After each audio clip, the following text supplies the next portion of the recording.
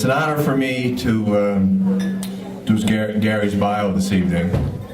And I'd like to welcome Gary's family, Sharon, daughter Alexis, Stephen and Carlton, and her brother Archie, his brother Archie, and the extended family. There's a lot of them here tonight, and rightfully so. I'm going to do Gary as a builder because you can't go and drive through New Waterford without seeing some part of Gary's legacy. So I thought I would do him as a builder first because he's inducted here as an athlete.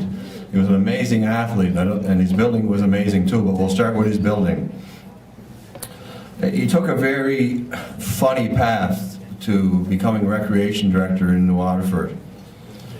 He started in 1974 in that job, but he actually got his experience in recreation as a bus driver.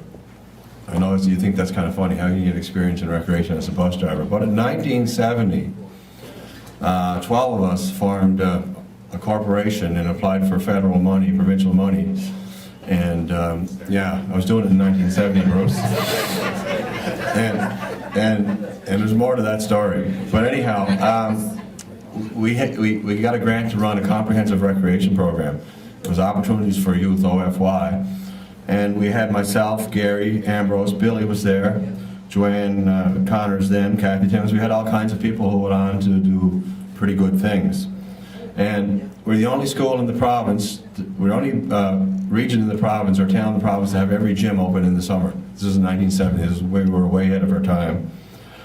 We had tot lots, we had arts and crafts, we even had drama. Can you imagine drama in New Waterford? Anyhow, we had day camps.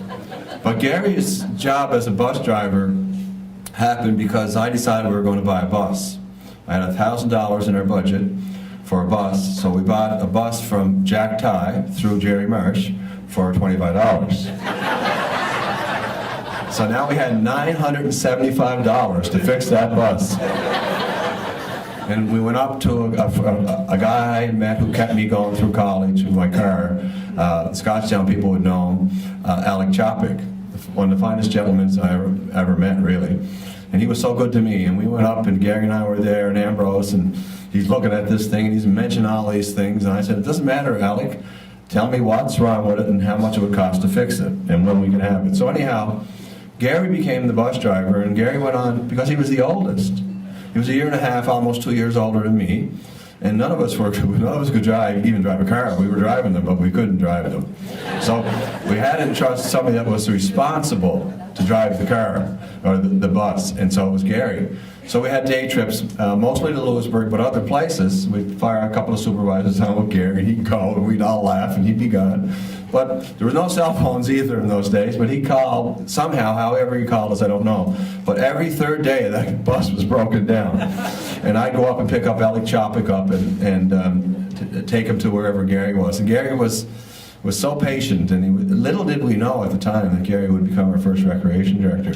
Because in 1974, Dr. Nathan was mayor, I think, and Jerry Marsh was a mover and shaker in the recreation field. He really was. He never really got enough credit during his life for that kind of thing. He was all about making New Waterford the best recreation and sports town in the province, and I think he succeeded. So I was on the committee, Carl was on the committee, a couple other guys on the committee. No wonder Gary got the job, right? And there was all kinds of applications because recreation directors were scarce. The only recreation director I knew was Jim Fox from Sydney. Remember him? He used to referee. He did our game in 1970 with Gary Burke.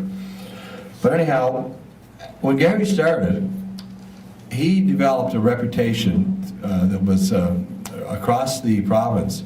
And imagine coming from this poor community, his forte became recreation facility development and maintenance. And New Waterford, through Gary and Jerry Marsh and Dr. Nathan, went on a very ambitious program to develop recreation facilities. And the Jerry Marsh Field was all redone over. It was later named Jerry Marsh Field. It wasn't then. It was the old ballpark where the pros played.